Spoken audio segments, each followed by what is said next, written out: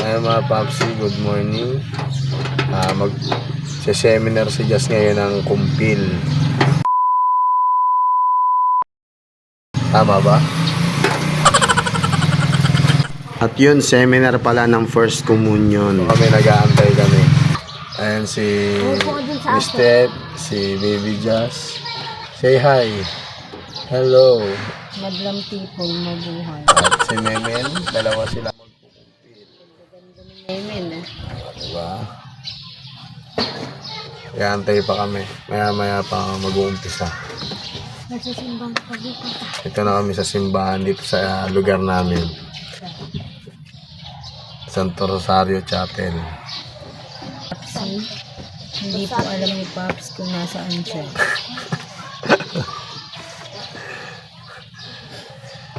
So dito lang to sa amin sa lugar namin. Lugar nila pero hindi niya alam kung nasaan siya. Pang second time ko pa lang dito sa simbahan namin na to. Kasi ito simbahan na to, unti-unti pa lang inaayos. Kaya hindi pa siya ganun ka ganda. Pero marami na nagsisimba rito.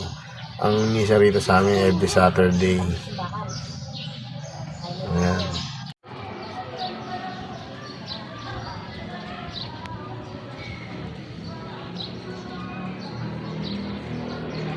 At ito guys, ang simbahan namin. Ito ang loob ng simbahan dito sa aming lugar. Dito nagtitipon-tipon ng mga kapwa ko Katoliko tuwing Sabado ng hapon. Isang simpleng simbahan pero napakalaking bagay na ito dito sa lugar namin. May awa ang Diyos na darating din ang araw na unti-unti itong mas mapapaganda. Masabi mo? Ganda na nga siya. Maganda na siya. Oo, kasi dati nung unang punta natin dito, di ba? Hindi pa ganun ka kumbaga taon-taon may improvement. Katulad nga ng mga inakausap namin kanina na na padron katikista, worker ng ng simbahan na to, na every year kahit papano pag nakakaipon sila yun, sobra do-donate nila. Tapos yun kahit pa paano may nagagawa taon-taon. So maganda rin, magandang hangarin yun ng mga tiga lugar namin. Kasi para may sarili kami, meron na kami sariling simbahan dito sa lugar. Si Mr. tumitingin-tingin ng mga summer outfit. Ang tanong, meron ka bang budget pang swimming? Sinabi ko ba mag-swimming ako? Sabi ko lang bibili ako nito. Bibili ako nito. Ayan. Ang tanong, maputi ba yung pet ko? Ang tanong, maputi mo. Hindi ka nakakakita hindi naman ako Maputi naman, syempre. Maputi. Pwede ako magganito. Ganyan. Pwede yung pag malakas ang loob mo. Pag may makapal ang mukha mo. Pag makapal ang mukha mo. Sana makapag-swimming tayo, makapag-swimming kami. Pero Sa ilog. ilog. Maraming ilog yan dito sa amin sa lugar namin sa Norsagaray. Oo, mag-swimming tayo sa ilog. Kahit lang, natin. Baon. Sardinas.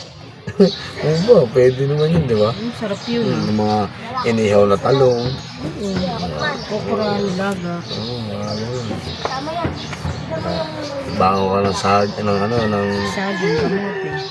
saging kamote, tas mangga. Ba't may mangga? Madalas baon yun, di ba? Mangga? Oo. Madalas baon ng mga ng mga tao pagka, siyempre, Sabagay, may bagong mga ito, walang budget. Kung ano lang yung makita, pwede na. Babsi, ano ba mga plano nyo ngayong summer? Etong darating na summer. Yung mga drawing nyo, kulayan nyo na. Oo. Kasi yung drawing namin, hindi pa nakukulayan, mauna na kayo magkulay. Kung gusto nyo, bigyan nyo kami ng pagkulay sa drawing namin. Backhand naman. Yung mga naman? taga-US dyan, hello po sa mga kababayan natin na nandyan sa US. Sa mga Toronto, Canada, yung mga taga-Australia, baka naman po, yung mga followers dyan, hello. Mga may ano dyan, nakakaluwag-luwag. Bigyan nyo yung masikip. Yung mga kayang mag, ano dyan, nakakaluwag-luwag. Magbigay naman kayong pangkulay sa summer. Para matutuo na yung ano namin, summer namin. Kasi, ano kami, masikip pa kami. Kami naman magbibigay pagka maluwag-luwag na kami. Sa ngayon, kayo muna. Ganun talaga pag wala. Konting tiis, di ba? Pero pag meron, siyempre. Pag wala, sobrang tiis. Ang importante, masaya tayo. Importante buhay ka. Yun. Yun ang maganda ron. Ako nagtitiis na lang din ako. Sa akin.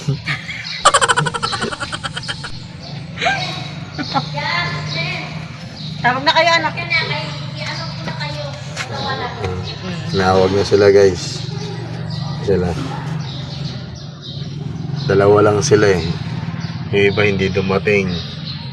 Pero isa-seminar na sila. Para umpisa na kasi alas 9 na eh. Kaya ano, kanina pa kami rito mga 8:30. Ano sa ba? 9:35. O 9:35 na, so 1 hour na kami nandito. Yung iba yung mga hindi umatin. Yung mga paps, start na yung seminar nila. So tignan natin.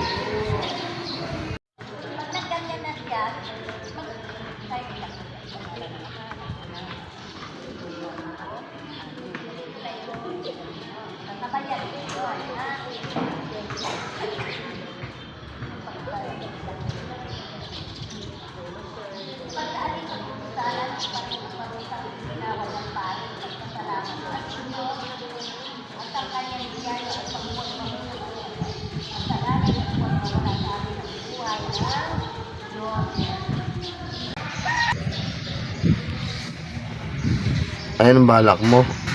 Eh di rin naman eh, basta kaya mo. Bakit hindi kaya? Laban? Hindi ka kaya yun. Laban? Yung laban, kaya ko yan. Ayun pala eh. Kita mo ba yan?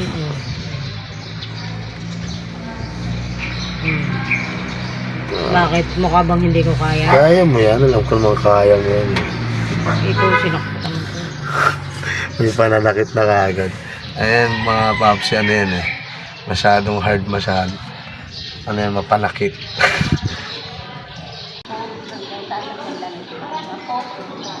Kaya sila ay magkakaroon ng pagpatawan na sa kananilang. Oo, kaya magkabat ang maraming tao din, nagkakasala din. Pero pagdating pag sila yan, yung mga pag-ground dito, sila ang kumitibang tanong ay si Jesus na. Nakikita natin ang tao yun, halimbawa sa kanya ng pananamita. Nakikita natin ang tao sa pananamita.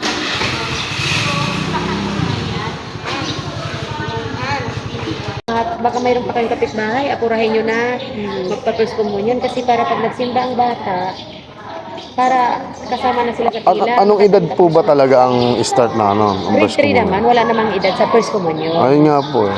8, walang edad. Basta, walang edad. Basta pinakaano naman talaga grade 3. Grade 3. Oo, ako Dati naman grade... talaga grade 3. Oo, ako grade 4 ako yata nung... grade 3 nga nung time Grade na 3 yun nung eh. wala pang pandemic tayo, grade 3. Ngayon, grade 3 sa gusto ng magulang, kaso lang itong magulang, hindi naman inintindi yung kasi yung katanggap ng sakramento sa mga anak.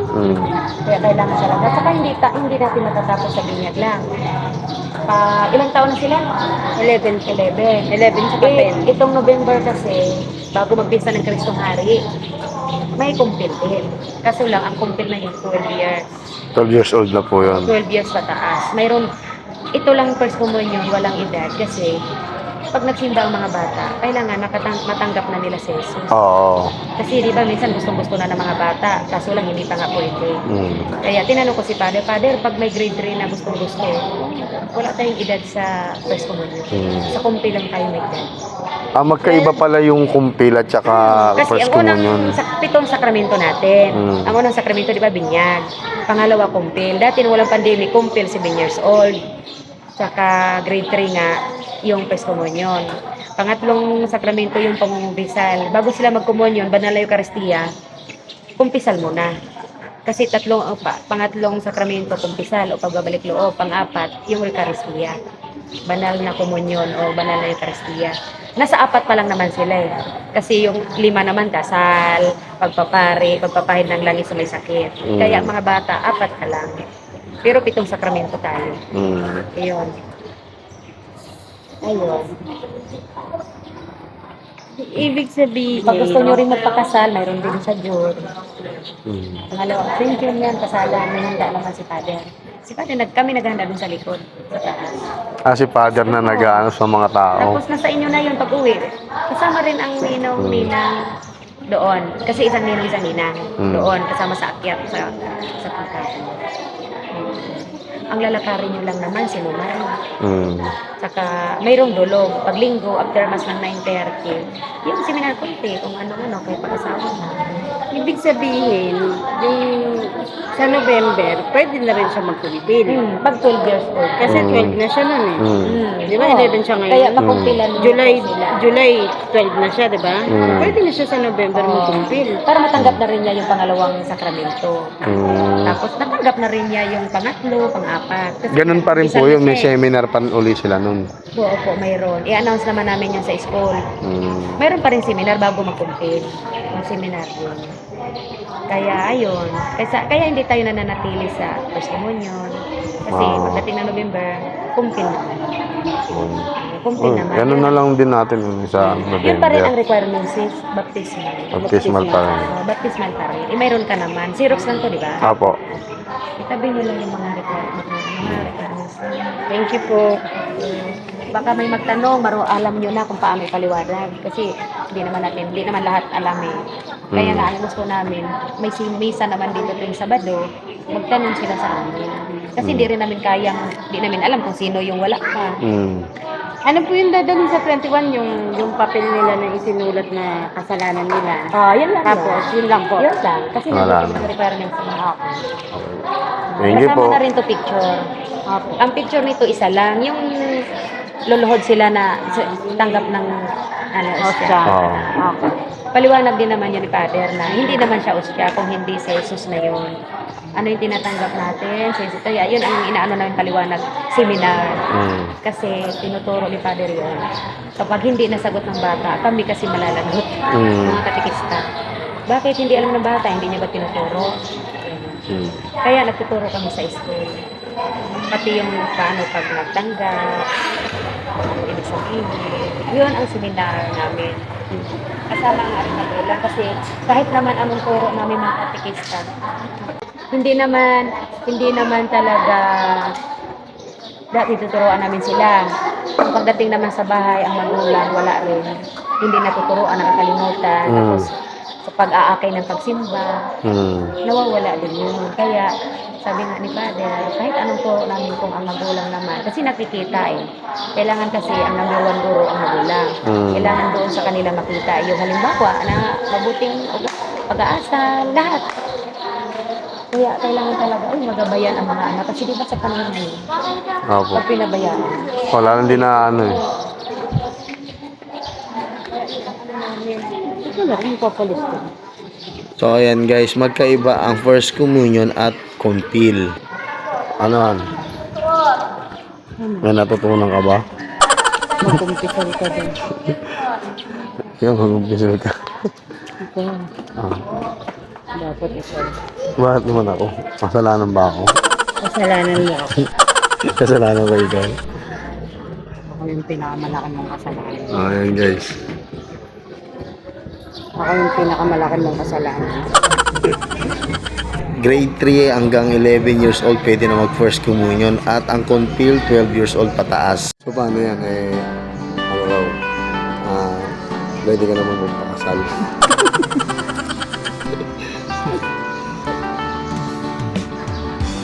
At saan?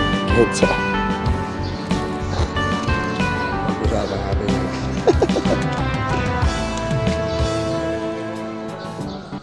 So paano guys, ang balik na nila, ang first communion nila sa March 21. So ayun na ang balik namin. So paano guys, thank you for watching. Bye! Peace. Ayan. Bye!